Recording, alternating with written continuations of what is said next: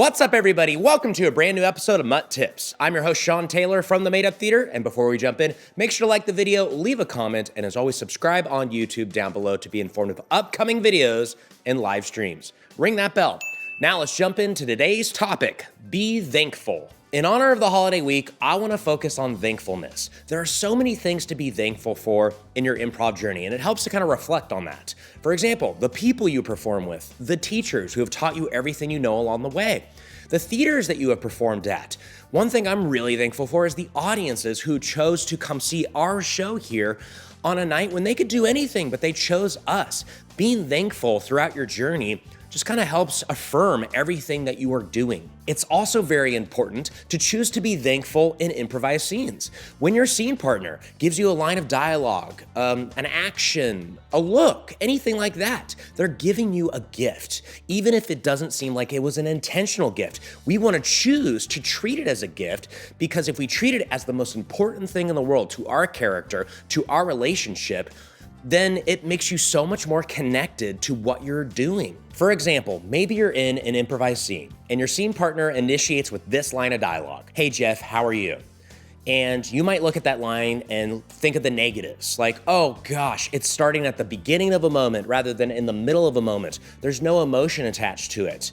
It's a question that's not answering a lot of information. So you might think, oh man, the pressure's on me, the burden's on me to turn this really neutral line of dialogue that feels empty into substance. But really great improvisers can take that line of dialogue and treat it as though it's the best initiation line in the world, even though at first, on surface level, it feels devoid of feeling, devoid of information.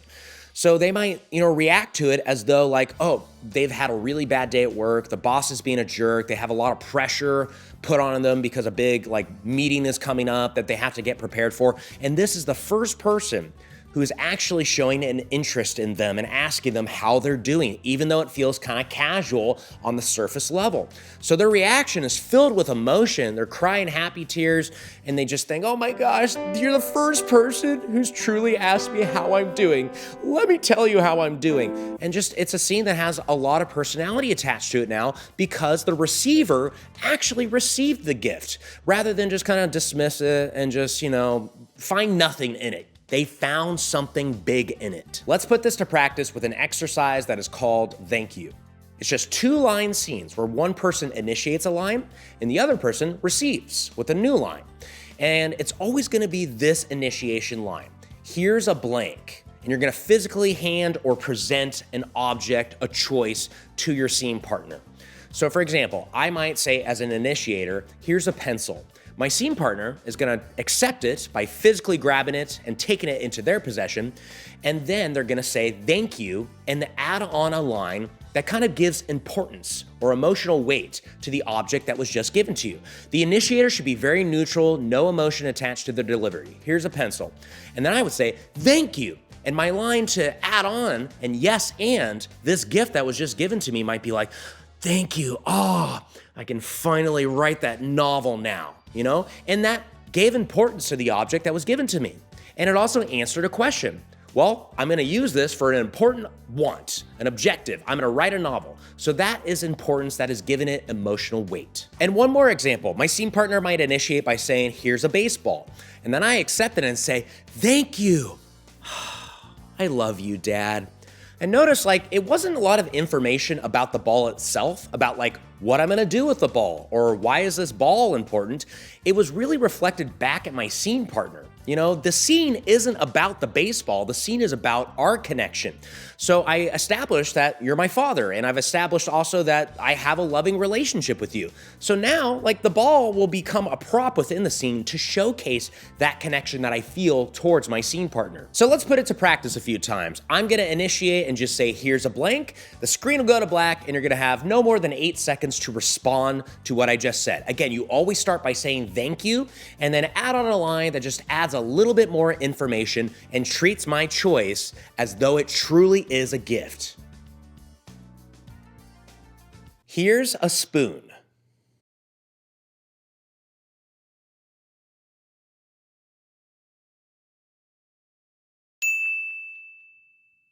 Here's a flashlight.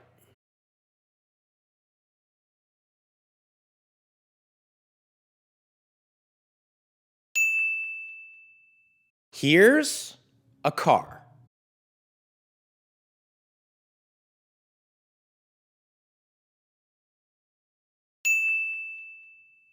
Here's a pillow.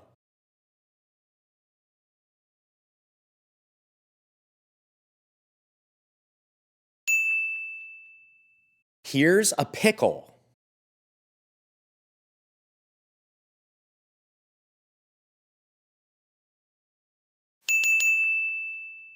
Awesome, how was that?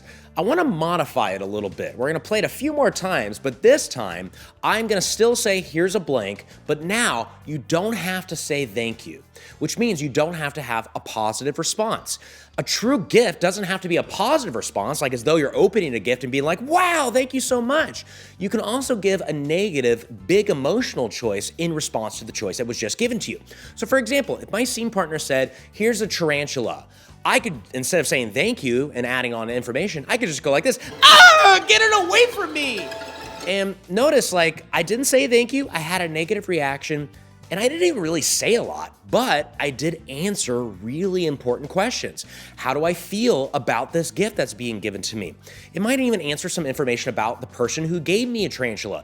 Are they doing it to kind of like, bully me? Are they doing it to try to help me overcome my fear? There's so many little things that were answered with just that simple emotional response. All right, let's take it away again. One more time, I'm gonna say, here's a blank, and you don't have to say thank you anymore. You're just gonna react to it as though it's the most important thing in the world, whether it's a positive or a negative reaction. Let's take it away. Here's a bagged lunch.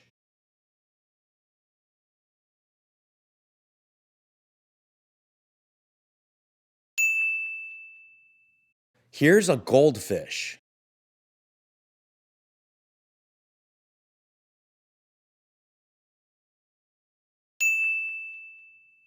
Here's an apple.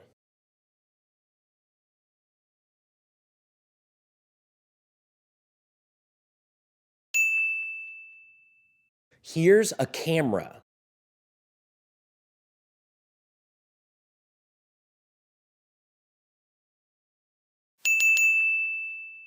Awesome, how was that? Let me know in the comments down below, I'd love to hear it. Like for example, was it easier to have that more scripted introduction to your response of saying thank you and focusing more on maybe a positive reaction? I personally find that a little bit easier because I like to start positive in scenes, but that's just my choice. Or on the flip side, was it easier to have more flexibility and let your reaction stem from your own emotional point of view? That is also another way to go. But everything still just comes down to treating things as gifts. We're not just focusing on giving gifts, we're also focusing on receiving things as though they're gifts and as though they're the most important thing in the world to our character in that moment. The more you do that, the easier it is to connect to the scene, the easier it is to get out of your head and not focus on overanalyzing things and thinking, oh, was that choice good enough? Every choice is good enough. It's not coming up with the best choice, it's treating every choice as though it's the best choice. And that concludes this episode of MUT Tips, everybody. Thank you so much for checking it out. I really appreciate it. Once again, make sure to like, comment, and subscribe. And I'll see you next time for another episode of MUT Tips. Bye.